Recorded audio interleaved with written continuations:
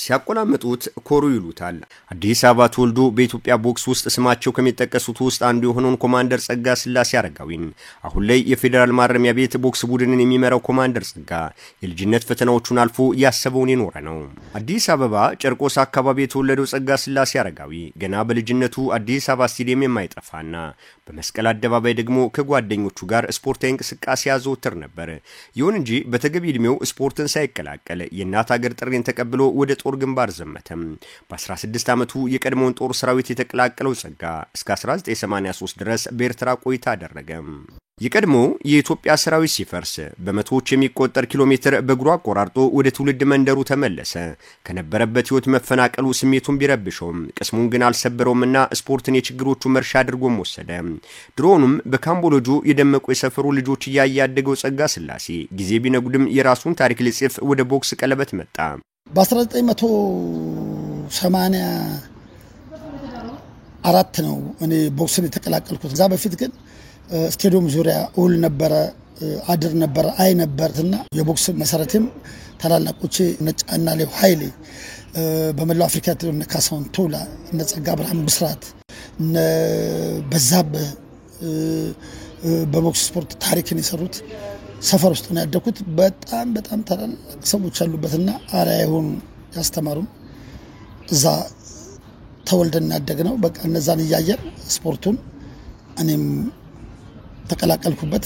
84 ታዳጊ ላይ ተጫወት ወርቅ ሜዳሊያ መጣው። ሰኔ ላይም በኪሎ ወርቅ ሜዳሊያ መጣ። 85 ዓመተ ምህረት ፌደራል ማረሚያ ቤት ቀጠረኝ። ከቦክስ ቀለበት ውስጥና ውጭ የተለያዩ ባሪዎች ያሉ ጸጋ ጓንታ አጥልቆ ወደ ሜዳ ከገባ በኋላ ሽንፈት እንደሬት የሚመራው ሰው እንደሆነ ይናገራል። ተደጋጋሚ ድሎችንና በርካታ ሜዳሊያዎችን ማጥለቅ የቻለ ስፖርተኛም ነበር።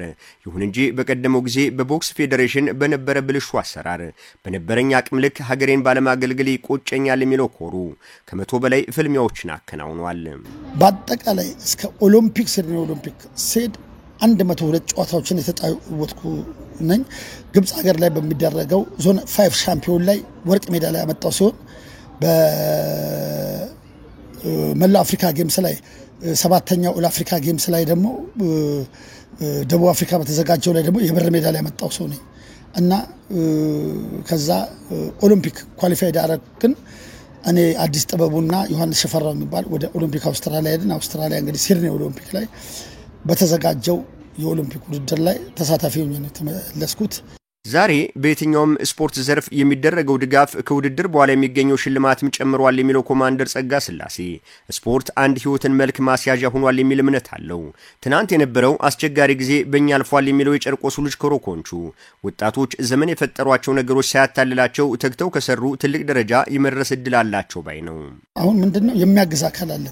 መንግስትም ያግዛል፣ ግለሰብም ያግዛል፣ ከተማ መስተዳደሩም ያግዛል፣ ያገዘን እና ምንድነው ዋናው አሁን ታዳጊዎቹ ቆፍጠን ብለው ጠንከረው የሙሉ ቀን ስራቸው አርገው መስራት አለበት። ወደ ሌላ ሐሳብ ከሄዱ ያው ይሰናከልባቸዋልና ትኩረት አድርገው እንዲሰሩና አገራቸውን በክብር በፍቅር አኑረው መንቀሳቀስ አለባቸው።